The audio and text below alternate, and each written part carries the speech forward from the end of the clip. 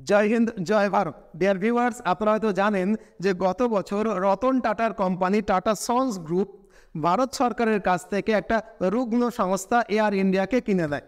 और इस वक्त की एक और बड़ी खबर आपको बताते हैं। टाटा सन्स ने एयर इंडिया की बोली जीती है। टाटा सन्स ने एयर इंडिया को खरीदने के लिए बोली लगाई थी। टाटा ग्रुप और स्पाइसजेट ने बोली लगाई थी। 68 सालों बाद टाटा को फिर से मिली है एयर इंडिया की कमान। টাটা গ্রুপের হাতে এসে পড়া মাত্রই এই রুগ্ন সংস্থাটা একটু একটু করে প্রাণও ফিরে পেতে শুরু করে গত 6 মাস ধরে। আমরা জানি যে রতন টাটা একজন অত্যন্ত দেশপ্রেমিক এবং অবশ্যই উচ্চাকাঙ্ক্ষী মানুষ।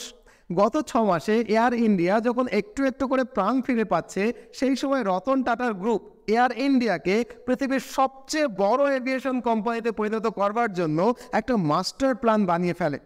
আর এই মাস্টার প্ল্যান অনুযায়ী এবছরের শুরুতেই এয়ার ইন্ডিয়া আমেরিকা এবং ফ্রান্সকে মোট 470টা বিমানের অর্ডার দিয়েছে। ভাবুন একবার, 470টার মতো একটা বড় বিমানের অর্ডার, যার অর্থ মূল্য হচ্ছে 100 বিলিয়ন মার্কিন ডলারের মতো। পৃথিবীর ইতিহাসে এত বড় অর্ডার আগে কখনো একসাথে দেওয়া হয়নি। ফ্রান্সের কোম্পানি এয়ারবাসকে 250টা বিমান এবং ইউএসের কোম্পানি বোয়িংকে 220টা বিমানের অর্ডার দেওয়া হয়েছে। এই মোট 470টা বিমানের অর্ডার একবারে পড়তেই আন্তর্জাতিক এভিয়েশন সেক্টরে হইচই পড়ে গেছে রীতিমতো। এমনকি বিভিন্ন দেশের রাষ্ট্রপ্রধানরা পর্যন্ত এই বিষয় নিয়ে কথাবার্তা বলতে শুরু করেছে। যে এয়ার ইন্ডিয়া পৃথিবীর এভিয়েশন কোম্পানিগুলোর তালিকায় প্রথম 10এই আসে না, 470টা বিমান তাদের হাতে আসার পর সেই এয়ার ইন্ডিয়ায় কিন্তু পৃথিবীর এভিয়েশন কোম্পানিগুলোর তালিকায় প্রথম 5-এর মধ্যে চলে আসবে। ব্যাপারটা আন্তর্জাতিক ক্ষেত্রে কিন্তু রীতিমতো হইচই করার মতোই বিষয়, তাই নয় কি? একদিকে ভারত সরকার যখন আগামী 10 বছরের মধ্যে ভারতের সর্বোচ্চ সংখ্যক এয়ারপোর্ট এবং সর্বোচ্চ সংখ্যক বিমান থাকবে এই পরিকল্পনা গ্রহণ করছে, এবং সেই পরিকল্পনা মোতাবেক ন্যাশনাল সিভিল এভিয়েশন পলিসি 2016 উড়ান 2.0-এর মতো গভর্নমেন্ট পলিসি নিতে শুরু করেছে, সেই সোনালি সময়ে রতন টাটাও ঘোষণা করেছে যে আগামী 10 বছরের মধ্যেই তাদের সংস্থা air India will become the largest aviation company of the world. তাদের সংস্থা এই এয়ার ইন্ডিয়া পৃথিবীর সবচেয়ে বড় বিমান সংস্থায় পরিণত হবে আগামী 10 বছরের মধ্যে। সব মিলিয়ে আগামীতে 5 ট্রিলিয়ন মার্কিন ডলারের ইকোনমি হওয়ার জন্য এবং আগামীর সুপার পাওয়ার হিসেবে আত্মপ্রকাশ করবার জন্য ভারতের যে যে সেক্টরে উন্নতি করা দরকার, তাদের মধ্যে মূল এবং অন্যতম যে সেক্টর এই এভিয়েশন সেক্টর বা বিমান পরিষেবা সেক্টর, সেখানেও কিন্তু সোনালি সূর্যের আভা বা সোনালি দিন শুরু হয়ে গেছে। রতন টাটার হাত ধরে এয়ার ইন্ডিয়া কোম্পানিটা কিভাবে আগামীতে পৃথিবীর সবচেয়ে বড় এভিয়েশন কোম্পানিতে পরিণত হতে যাচ্ছে এবং এর ফলে ভারত আন্তর্জাতিক ক্ষেত্রে কিভাবে প্রভাব বিস্তার করতে পারবে, কিভাবে সফট পাওয়ারে পরিণত হবে, আজকের এই ভিডিওটাতে কিন্তু আমরা সেই ব্যাপারটাই পুঙ্খানুপুঙ্খানুভাবে আলোচনা করতে যাচ্ছি। তবে এয়ার ইন্ডিয়ার আজকের এই উত্থানটা যদি বুঝতে হয়, তাহলে এয়ার ইন্ডিয়ার প্রতিষ্ঠার দিন থেকে শুরু করে আজ পর্যন্ত এয়ার ইন্ডিয়ার ইতিহাসটাও কিন্তু একটু ভালো করে বুঝে নিতে হবে।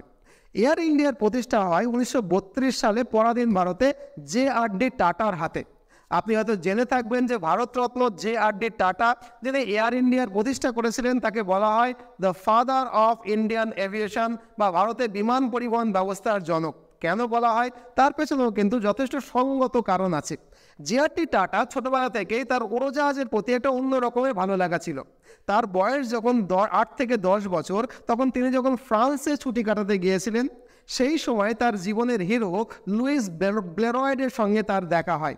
লুইস ব্লেরয়েড সেই সময় ফ্রান্সের সেই সমুদ্র সৈকতে এরোপ্লেন ওড়াচ্ছিলেন। ফ্রান্সের সমুদ্র সৈকতেই লুইস ব্লেরয়েডের সাথেই কিন্তু এই ছোট্ট JRD টাটা প্রথমবারের জন্য উড়োজাহাজে ওড়েন। নিশ্চয়ই জানতে চাইবেন যে কে এই লুইস ব্লেরয়েড? লুইস ব্লেরয়েড হচ্ছে এমন একজন পাইলট যিনি 1990 সালে প্রথম মানুষ পৃথিবীর, যিনি এরোপ্লেনে করে ইংলিশ চ্যানেল পার করেছিলেন। অতএব বুঝতেই পাচ্ছেন, এই উপযুক্ত গুরুর সান্নিধ্যে ছোটবেলা থেকেই JRD টাটা ঠিক করে ফেলেছিলেন যে জীবনে যদি কিছু হতেই হয় তাহলে তিনি পাইলটই হবেন। বাবা মাও অবশ্য তার এই ইচ্ছেতে অমত করেনি। মাত্র 22 থেকে 23 বছরের মধ্যেই তিনি পাইলট হয়ে যান এবং পাইলটের প্রশিক্ষণ পরীক্ষায় তিনি ফার্স্ট হন। পাইলট এক্সাম টেস্টে একেবারে র্যাঙ্ক 1 করবার পর তিনি ঠিকই করে ফেলেন যে তিনি যখন এখানে র্যাঙ্ক 1 করতে পেরেছিলেন এবং তার শরীরে বইছে উদ্যোগপতিদের রক্ত, তাহলে তিনি এই এভিয়েশন সেক্টরেও কিন্তু একদিন নাম্বার 1 হবেন এবং হবেনই, এই স্বপ্নটা তিনি দেখতে শুরু করেন। তার উদ্যোগেই 1932 সালে ভারতে প্রতিষ্ঠিত হয় টাটা এয়ার সার্ভিস। প্রথম দিকে এই tata air service imperial air service নামক অন্য একটা বিমান কোম্পানির আন্ডারে তাদের ডাক পরিবহনের কাজ করতেন। কিছু সময়ের মধ্যে ডাক পরিবহনের ক্ষেত্রে তাদের রুট কিন্তু উত্তরোত্তর বাড়তে থাকে। ওই যে বললাম, প্যাশন নিয়ে কাজ করা হয়েছে, ভালো লাগা থেকে কাজ করা হয়েছে, এবং এরপরে কিছু বছরের মধ্যেই এই ডাক পরিবহনের সাথে সাথে টাটা এয়ার সার্ভিস প্যাসেঞ্জারও পরিবহন করতে থাকে। খুব ভালো সার্ভিস, গুড টাইমিং, ঠিকঠাক প্রাইসিং, টপ ক্লাস হসপিটালিটি, এই সবগুলোর জন্যই কিন্তু এক দশকের মধ্যেই এয়ার ইন্ডিয়া ভীষণ প্রফিটেবল হাই ক্লাস এভিয়েশন কোম্পানিতে পরিণত হয়। যদি পরিসংখ্যান দেওয়া যায়, 1933 সালে এদের টোটাল প্রফিট ছিল সেই সময়কার টাকায় 60,000 টাকা। 4 বছরের মধ্যে 1937 সালে তাদের টোটাল প্রফিট গিয়ে দাঁড়ায় 10 গুণ, অর্থাৎ 6 লক্ষ টাকা। মানে প্রফিট 4 বছরে 10 গুণ বেড়ে গেছে। আপনারা জাস্ট ভাবুন, দেশ স্বাধীন হতে হতে Air India became one of the most prestigious air service in the aviation sector of the world. সারা পৃথিবীর কাছে এই এয়ার ইন্ডিয়া এতটাই জনপ্রিয় হয়ে যায় যে সে মহারাজা নামে পরিচিত হয়। জিআরডি টাটার হাতেই পরাধীন ভারতের এই মহারাজা এয়ার ইন্ডিয়া বিশ্বের আকাশ শাসন করতে শুরু করে সেই সময় থেকে। এখানে বলে রাখা ভালো যে ভারত স্বাধীন হওয়ার পর থেকে পরেও কিন্তু এয়ার ইন্ডিয়া একই রকমভাবে উত্তরোত্তর উন্নতি করতেই থেকেছে। আর তারপরেই এই এয়ার ইন্ডিয়ার ভাগ্যের আকাশে কালো মেঘ ঘনিয়ে আসে। তৎকালীন প্রধানমন্ত্রী জওহরলাল নেহরুর মাথায় পোকা নাড়া দিতে শুরু করে। জওহরলাল নেহরুকে তার ব্যুরোক্র্যাটসরা বোঝায়, আমলারা বোঝায় যে এইরকম একটা প্রফিট মেকিং কোম্পানি বেসরকারি থাকার মানে কি, সরকারের এখনই এই কোম্পানিটাকে অধিগ্রহণ করে ফেলা উচিত। অতএব যা হওয়ার। 1953 সালে জিআরডি টাটার অনেক আপত্তি এবং অনেক প্রতিবাদ সত্ত্বেও ইন্ডিয়ান গভর্নমেন্ট জওহরলাল নেহরু টাটাদের এই এয়ার ইন্ডিয়াকে সরকারিভাবে অধিগ্রহণ করে নেয়। যদিও আশার কথা যে নেহরু এটুকু বুঝতে পেরেছিলেন যে জিআরডি টাটাকে বাদ দিয়ে আর যাই হোক এয়ার ইন্ডিয়াকে চালানো সম্ভব নয়, তাই তিনি তারই সংস্থা অধিগ্রহণ করে নিয়ে তাকে অনুরোধ করেন যে তোমার সংস্থা আমি তো নিয়েই নিয়েছি, তুমি বাপু এই সংস্থাটা আমার হয়ে একটু চালিয়ে দেন। আপনাকে যদি এই অনুরোধ করা হতো আপনি কি করতেন? কিন্তু জিআরডি টাটা ছিলেন একজন দেশপ্রেমিক মানুষ। তিনি তার হাতে তৈরি সন্তান মহারাজকে, যে পৃথিবীর 1 নম্বর বানাতে চেয়েছিলেন, তাকে কোনো অবস্থাতেই ধ্বংসের পথে ঠেলে দিতে চাননি। আর চাননি বলেই জিআরডি টাটা 1953 সাল থেকে 1986 সাল পর্যন্ত বিনা স্যালারিতে এয়ার ইন্ডিয়ার চেয়ারম্যান হিসেবে কাজ করতে থাকে। তারপর তার বয়সজনিত কারণে তিনি রিটায়ার করলে এরপর রাজীব গান্ধী তৎকালীন প্রধানমন্ত্রী 1986 সালে রতন টাটাকে এই এয়ার ইন্ডিয়া সংস্থার চেয়ারম্যান পদে নিযুক্ত করেন।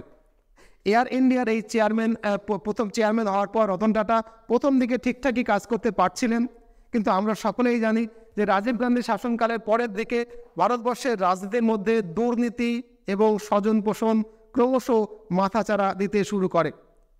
এতটাই স্বজন পোষণ এবং দুর্নীতি ভারতীয় রাজনীতিতে চলে এসেছিল যে সেই সময় হতাশ প্রধানমন্ত্রী রাজীব গান্ধীকে একসময় বলতেই হয়েছিল যে কেন্দ্র সরকার যদি 1 টাকা জনগণের জন্য বরাদ্দ করে তাহলে তার আমলা আর নেতাদের খাওয়ার পর মাত্র 10 পয়সা জনগণের হাতে ঠিকঠাক পৌঁছয় কিনা তাতেও তার সন্দেহ রয়েছে। পুরো সিস্টেমটা এতটাই দুর্নীতিগ্রস্ত আর স্বজন পোষণে আবদ্ধ হয়ে যায়, ব্যস্ত হয়ে যায় যে নিজের গায়ের কালি লাগার হাত থেকে বাঁচাতে বিনা স্যালারিতে কাজ করা chairman Ratan Tata finally air ইন্ডিয়ার চেয়ারম্যানের পদ থেকে পদত্যাগ করেন। আর তারপর থেকেই সরকারি আমলাদের হাতে পড়ে এক সময়ের সবচেয়ে প্রফিটেবল একটা কোম্পানি লস মেকিং কোম্পানিতে পরিণত হয়। 2020 সাল পর্যন্ত এই অবস্থার কোনো রকম পরিবর্তন হয়নি। বছর বছর লস বাড়তে থেকেছে, বছর বছর ধুঁকতে থেকেছে, আরও ধুঁকতে থেকেছে।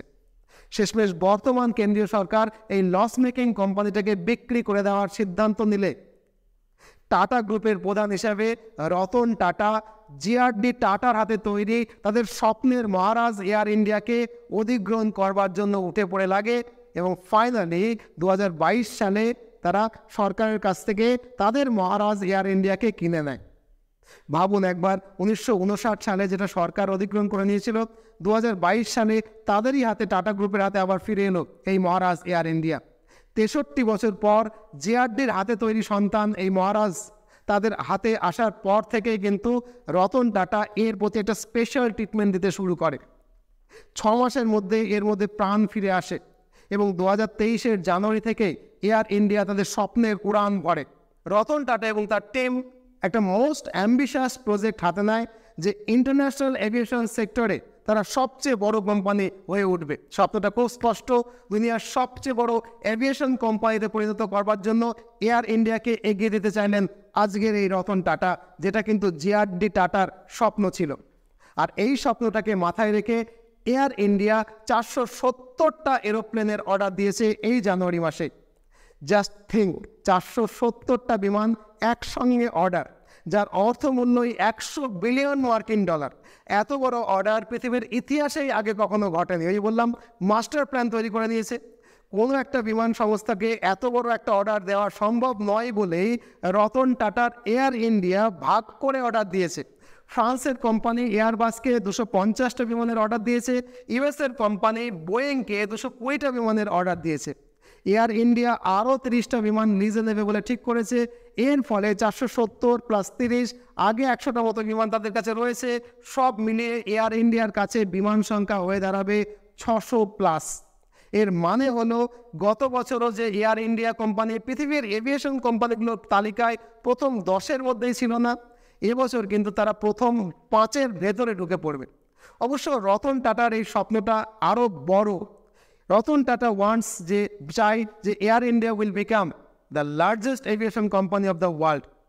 রতন টাটা যে দুটো ডানার উপরে ভর দিয়ে পৃথিবীর সবচেয়ে বড় এভিয়েশন কোম্পানি হয়ে উঠতে চাইছে, সেই দুটো ডানার একটা ডানা হলো ইন্ডিয়াস গ্রোয়িং ডোমেস্টিক মার্কেট এবং অন্য ডানা হলো international market in aviation sector. এখানে বলে রাখা দরকার যে 2016 সাল থেকে আজ অবধি ভারত সরকারও কিন্তু এই এভিয়েশন সেক্টরকে আরও বেশি চাঙ্গা, আরও বেশি মজবুত করবার জন্য একের পর এক পলিসি নিয়ে যাচ্ছে। অনেকগুলো পলিসি অলরেডি নেওয়া হয়েছে যাতে দেশীয় এভিয়েশন সেক্টরটা, বিমান পরিষেবা সেক্টরটা অনেক বড় হচ্ছে। আন্তর্জাতিক কোম্পানিগুলো ভারতবর্ষে আসছে। তার মধ্যে 3টে গভর্নমেন্টস পলিসিকে না উল্লেখ করলেই কিন্তু নয়। এদের মধ্যে প্রথম যে পলিসিটা গভর্নমেন্ট অফ ইন্ডিয়া নিয়েছে সেটা হলো ন্যাশনাল সিভিল এভিয়েশন পলিসি 2016। 2016-র আগে আমরা জানতাম যে এদেশের বিমান পরিষেবাটা এত বাধা নিষেধ ছিল, এত আমলাতান্ত্রিক জটিলতার মধ্যে ছিল যে এই ব্যবসায় কোনো একটা কোম্পানিকে ঠিকঠাক ব্যবসা করতে গেলে বারবার লাল ফিতের ফাঁদে আটকে যেতে হতো। তার ফলে ভারতবর্ষের ইন্ডিয়ান যে এভিয়েশন কোম্পানিগুলো বা ফরেন কোম্পানিগুলো তারা ঠিকঠাক করে ব্যবসা করতে পারতো না। ন্যাশনাল সিভিল এভিয়েশন পলিসি 2016-এর পর থেকে ওই লাল ফিতের ফাঁস কিন্তু একেবারেই কেটে গেছে। অনেক সহজ হয়ে গেছে দেশীয় কোম্পানিগুলোর ব্যবসা করা এবং অনেক সহজ হয়ে গেছে ভারতবর্ষে এসে বিদেশি এভিয়েশন কোম্পানিগুলোর ব্যবসা করা। 2016 national civil aviation policy pass হওয়ার পর ভারতের এই এভিয়েশন সেক্টরটা কিন্তু অনেক বেশি চাঙ্গা হচ্ছে, সেটা কিন্তু খালি চোখে, সাদা চোখেই আমরা দেখতে পারি। অন্য আর একটা সরকারি পলিসি যার নাম উড়ান 2.0, UDAN, এর নামের মানেটাও কিন্তু অদ্ভুত, জানেন তো? উড়ান মিন্স উড়ে দেশ কি আম নাগরিক, মানে দেশের সাধারণ মানুষ এবার উড়বে। মানে যত বেশি প্যাসেঞ্জার হবে তত বেশি টার্নওভার হবে, তত বেশি ট্যাক্স হবে, আর যত বেশি ট্যাক্স হবে দেশের জিডিপি তত বাড়বে। 2016-র আগে ভারতের বিমান পরিষেবা সমাজের উচ্চ শ্রেণীর মধ্যেই সীমাবদ্ধ ছিল, কিন্তু এই উড়ান 2.0 এই পলিসিটা আনার পরে ভারতের এই বিমান পরিষেবা কিন্তু সমাজের সব শ্রেণীর মধ্যেই সম্প্রসারিত হচ্ছে। এটা কিন্তু আমরা রোজ দিন খালি চোখেই দেখতে পাই। তৃতীয় যে সরকারি পলিসি সেটা হচ্ছে monetising asset through PPP model. আমরা জানি পিপিপি মডেলের মানে হচ্ছে public and private partnership model. এর সাহায্যে ভারত সরকার চাইছে দেশের যত বেশি সংখ্যক এয়ারপোর্ট তৈরি করা যায় তত বেশি সংখ্যক এয়ারপোর্ট তৈরি করতে। এই পলিসি অনুযায়ী 2022 থেকে 2025-এর মধ্যে দেশে আরও নতুন 25টা এয়ারপোর্ট তৈরি করার লক্ষ্যমাত্রা নেওয়া হয়েছে এবং সেই লক্ষ্যে ভারত সরকার কিন্তু কাজও করে যাচ্ছে। এখন আপনার মনে হতে পারে যে সরকার হঠাৎ করে এই নীতিগুলো নিচ্ছে কেন? এই প্রশ্নের উত্তরে আমি বলতে চাই, যে ভারত যে কটা সেক্টরের ওপরে ভর দিয়ে আগামী 10 বছরের মধ্যে $5 ট্রিলিয়ন মার্কিন ডলারের ইকোনমি হতে চাইছে, আগামীর সুপার পাওয়ার হতে চাইছে, তাদের মধ্যে অন্যতম সেক্টর হলো এই এভিয়েশন সেক্টর বা বিমান পরিষেবা ক্ষেত্র। অতএব ভারতের এই এভিয়েশন সেক্টরটা হচ্ছে সোনার ডিম দেওয়া হাঁস, যাকে আমরা একটু লালন পালন করে বড় করব, যাতে করে আমরা আগামী দিনে বড় ইকোনমি হতে পারি। এখন সবচেয়ে গুরুত্বপূর্ণ যে বিষয়টা সেটা আমরা আলোচনা করব, যে এই যে ব্যাপার স্যাপারগুলো ঘটলো, সুজিত স্যার এতক্ষণ ধরে যেগুলো বললেন, এতে ইন্টারন্যাশনাল ক্ষেত্রে ভারতের কি সুবিধা হবে, ভারতের কি ইম্প্যাক্ট তৈরি হবে। দেখুন, প্রথমেই বলি যে ডোমেস্টিক এভিয়েশন সেক্টরে এয়ার ইন্ডিয়ার বিজনেস যত বাড়বে, দেশে তত বেশি এমপ্লয়মেন্ট তৈরি হবে। একটু আগেই বললাম যে এই সেক্টরটা সোনার ডিম পাড়া হাঁস, যত বেশি বিজনেস হবে তত বেশি ট্যাক্স আমাদের কাছে আসবে, আর যত বেশি ট্যাক্স ভারতের সরকারের কাছে আসবে তত বেশি জিডিপির বৃদ্ধি হবে। একটা পরিসংখ্যান দিলে ভালো করে বোঝা যাবে, 2022 সালে যখন এই এভিয়েশন ডোমেস্টিক মার্কেটের সাইজটা হচ্ছে 900 মিলিয়ন মার্কিন ডলার মতো, মানে $1 বিলিয়ন মার্কিন ডলারের কাছাকাছি, 2025-এ গিয়ে আন্দাজ করা হচ্ছে, ভাবা হচ্ছে সে তার সাইজ হবে $4.33 বিলিয়ন মার্কিন ডলার। অতএব বুঝতে পারছেন 4 গুণ হয়ে যাবে এই মার্কেটের সাইজটা। অতএব এই মার্কেটটা যদি এতখানি বড় হয়ে যায়, কি পরিমাণ ট্যাক্স ভারত সরকার পাবে, আর তাতে জিডিপির উন্নতিটা কতখানি হবে, একটু জাস্ট সোজা কথায় সরল নিয়মে আমরা এটা কল্পনা করতেই পারি, অঙ্ক কষে দেখতেই পারি। 2 নম্বর যে ইম্প্যাক্টটা হবে, যে এয়ার ইন্ডিয়া যেভাবে পৃথিবীর প্রথম 5টা এভিয়েশন কোম্পানিগুলোর মধ্যে গুনতিতে পড়ছে, তাতে ভারতের ওপরে গ্লোবাল ডিপেন্ডেন্সি বাড়বে। ইন্ডিয়ান কোম্পানির থ্রুতে ইন্ডিয়া গ্লোবাল প্রেজেন্স বাড়াতে পারবে। আন্তর্জাতিক ক্ষেত্রে এই যে গ্লোবাল ডিপেন্ডেন্সি, গ্লোবাল প্রেজেন্স, এটাকেই কিন্তু সফট পাওয়ার বলে। অর্থাৎ এই যে কোম্পানি, এই কোম্পানিগুলোর থ্রুতেই আন্তর্জাতিক ক্ষেত্রে ভারত কিন্তু একটা সফট পাওয়ার হয়ে উঠবে, যার উপরে ভর করে আগামী দিনে সুপার পাওয়ার হতে হবে আমাদেরকে। আর তৃতীয় যে আন্তর্জাতিক এফেক্ট, সেটা শুনলে আপনাদের গর্বে বুক ফুলে উঠবে। এতদিন ধরে ভারত কি করতো, পৃথিবীর অন্যান্য দেশগুলোর সঙ্গে ভালো সম্পর্ক হলে, তাদের দেশ থেকে আমাদের দেশে কর্মসংস্থান এলে আমরা সেটা নিয়ে ভোট প্রচারে যেতাম। কিন্তু এক্ষেত্রে ব্যাপারটা উল্টো হচ্ছে। এখন ইউএসএ, ফ্রান্স, ইউকের প্রাইম মিনিস্টার এবং প্রেসিডেন্টরা গর্ব করে বলতে শুরু করেছে যে ভারত তাদের দেশে কর্মসংস্থান করেছে, ভারত তাদের দেশে এমপ্লয়মেন্ট তৈরি করেছে। শুধু তাই নয়, এই চুক্তির বিষয়টা নিয়ে আমেরিকার প্রেসিডেন্ট নিজের দেশে ভোট প্রচার পর্যন্ত করতে শুরু করে দিয়েছে। কি বলেছেন বাইডেন হোয়াইট হাউসের একটা স্টেটমেন্টে বলেছেন যে this purchase will support over 1 million American job across 44 seats and many will not require a 4 years college degree. মানে কি, এই যে চুক্তিটা হলো, এই চুক্তিটা আমেরিকাতে 10 লক্ষ মতো চাকরি তৈরি করবে, এবং তার যে ভোট, এমপি ভোট, সেই এমপি ভোটের 44টা আসনে তার পুরো একদম প্রত্যক্ষভাবে এফেক্ট পড়বে। এবং অনেক ক্ষেত্রে এই চাকরিগুলো পাওয়ার জন্য এমনকি গ্র্যাজুয়েশন পর্যন্ত হতে হবে না, না হলেও এই চাকরিগুলো পাওয়া যাবে। ভাবুন একবার যে আমেরিকাতে ভারতের এই ব্যাপার চুক্তিটা নিয়ে রীতিমতো ভোট প্রচার হচ্ছে, এটা নিয়ে যদি আমরা গর্ব না করি তাহলে কোনটা নিয়ে করব। ফ্রান্সের প্রেসিডেন্ট ইমানুয়েল ম্যাক্রন টুইট করে কি বলেছেন, this contract that Airbus and Tata son sign this morning marks a new stage in India and France strategic partnership. Thank you Narendra Modi for your confidence in France and our industry. বলেছেন যে এই যে চুক্তিটা হলো, তাতে ভারত এবং ফ্রান্সের সম্পর্কে একটা পজিটিভ প্রভাব পড়বে। থ্যাংক ইউ ভারত, যে আমাদের উপরে তোমরা যে নির্ভরতা দেখিয়েছ। ইউকের প্রাইম মিনিস্টার ঋষি সোনাক কি বলেছেন, তিনি সাংবাদিকদের বলেছেন, Air India Airbus landmark deal to create job and boost our exports. এই যে এয়ার ইন্ডিয়ার এই যে চুক্তিটা হয়েছে, এই চুক্তিতে তাদের দেশের জব বাড়বে, জব তৈরি হবে, এবং তাদের দেশের রপ্তানিটাও বেড়ে যাবে। এখন আপনাদের হয়তো মনে হতে পারে যে স্যার, আমেরিকার বোয়িংকে আমরা অর্ডার দিয়েছি, ফ্রান্সের এয়ারবাসকে অর্ডার দিয়েছি, তাহলে ইউকের প্রেসিডেন্ট কেন এটা নিয়ে আনন্দ প্রকাশ করছেন? কোশ্চেনটা সত্যিই করা উচিত। আসলে ইউকে এই যে দুটো কোম্পানি যে বিমান বানাবে, তার ইঞ্জিনটাকে তৈরি করে ইউকের একটা কোম্পানি রয়্যাল রোলস হচ্ছে একটা ইউকের কোম্পানি, যারা এরোপ্লেনের ইঞ্জিন তৈরি করবার জন্য বিশেষ খ্যাতি অর্জন করেছে। এখানে একটা কথা, নেগেটিভ কথাই বলে দিই, যে দেখুন পৃথিবীর অনেক দেশ হয়তো পরমাণু বোমা তৈরি করে ফেলেছে, হয়তো মহাকাশে রকেট পাঠায়, কিন্তু বিমানের এই যে ইঞ্জিন এতটাই সফিস্টিকেটেড এবং এতটা কমপ্লেক্স যে পৃথিবীর অনেক দেশই কিন্তু এটা তৈরি করতে পারে না। দুঃখ করে হয়তো বলতেই হচ্ছে যে স্বাধীনতার 75 বছর পর আমরাও ভারতবাসী, আমরাও কিন্তু পরমাণু বোমা বানিয়ে ফেলেছি। আমাদের ঈশ্বর কিন্তু মহাকাশে পাড়ি দিচ্ছে, তার রকেট, তার ইঞ্জিন কিন্তু আমরা তৈরি করছি। কিন্তু এরোপ্লেনের ইঞ্জিন এতটাই সফিস্টিকেটেড যে আমাদের দেশে দেশীয় প্রযুক্তিতে এখনও পর্যন্ত আমরা এটাকে তৈরি করে উঠতে পারিনি। তাই একজন ভারতীয় শিক্ষক হিসেবে ইন্ডিয়ান গভর্নমেন্টের কাছে আমার অনুরোধ যে রিসার্চ অ্যান্ড ইনোভেশন সেক্টরে কিন্তু অর্থ বরাদ্দ বাড়াতে হবে, পরিকাঠামো নির্মাণ করতে হবে। ভারতবর্ষের ছাত্রছাত্রীদের কাছে আমার বলার কথা যে এই বিজ্ঞান বিষয়টাকে আমাদের আরও বেশি মন দিয়ে পড়তে হবে। একবার ভাবুন যে 100 বিলিয়ন মার্কিন ডলারের এই পুরো টাকাটা যদি আমাদের নিজের দেশে আমরা রাখতে পারতাম, যদি আমরা নিজের দেশেই আমরা বিমানের ইঞ্জিন, বিমানটাকে তৈরি করতে পারতাম, জিডিপির গ্রোথটা তত অনেক বেশি তাড়াতাড়ি আমাদের দেশে হতো। কিন্তু আমরা পারিনি। দুঃখ প্রকাশ করে ভারতীয় শিক্ষককে প্রকাশ্যে বলতে হচ্ছে যে সত্যিই আমরা পারিনি।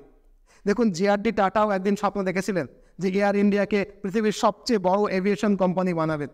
JRD টাটা আজকে বেঁচে নেই, কিন্তু রতন টাটা তার উত্তরাধিকার হিসাবে সেই স্বপ্নকে সার্থক করতে কদম ফেলেছে। তেমনি একই রকমভাবে আমি একজন ফিজিক্সের ছাত্র, একজন ভারতীয় শিক্ষক। আমাদের জেনারেশনের ওপর দায়িত্ব ছিল এরোপ্লেনের ইঞ্জিন তৈরি করার, কিন্তু আমরাও পারিনি। আমরাও কিন্তু চিরকালটি বেঁচে থাকবো না যেমন JRD টাটা বেঁচে নেই। আগামীর ভারতের ফিজিক্সের ছাত্ররা, আগামীর ভারতের ফিজিক্সের ইঞ্জিনিয়ারদের ওপরে এই দায়িত্বটা বর্তাবে যেটা এখন রতন টাটার উপরে বর্তেছে। তারা যেন এরোপ্লেনের কমপ্লেক্স ইঞ্জিনটা তৈরি করতে সফল হয় এবং মা ভারতের মুখটা উজ্জ্বল করে। আমাদের তো তেমন কিছু চাওয়া নেই। আমরা ভারতবাসীরা দেশপ্রেমিক ভারতবাসী, আমরা দেশকে ভীষণ রকম ভালোবাসি। আমাদের প্রতিটা কাজই আসলে দেশ গড়ার কাজ। আমরা প্রত্যেকেই চাই যে আমাদের মা ভারতী পরম বৈভবশালী হোক। তাই একটাই প্রার্থনা ক্লাসের এই শেষে এসে যে তেরা বৈভব অমর রহে মা, হাম দিন চার রহে ইয়া না রহে।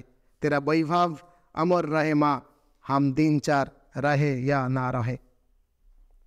নিশ্চয়ই ইমোশনাল হয়ে পড়লেন আমার সাথেও, কিন্তু ইমোশনাল হয়ে পড়ারই মতো ব্যাপার। ভালো থাকুন। অনেকক্ষণ ধরে এই ভিডিওটা আমার সঙ্গে দেখার জন্য অনেক ধন্যবাদ। যদি মনে করেন এই ভিডিওটা লাইক করার যোগ্য, নিশ্চয়ই একটা লাইক করবেন। কমেন্ট বক্সে আপনার অনুভূতিটা নিশ্চয়ই জানাবেন যে আপনার কি মনে হয় আরও কী করা উচিত, কিভাবে আমরা আগামী দিনে সুপার পাওয়ার হয়ে উঠব, কমেন্ট বক্সে জানাবেন। যদি মনে করেন ভিডিওটা শেয়ার করবেন আপনার পরিজনদের সাথে, নিশ্চয়ই শেয়ার করে নেবেন। ভালো থাকুন। নিজের প্রত্যেকটা কাজকে দেশ গড়ার কাজ করুন, দেশকে ভালোবাসুন। জয় হিন্দ, জয় ভারত।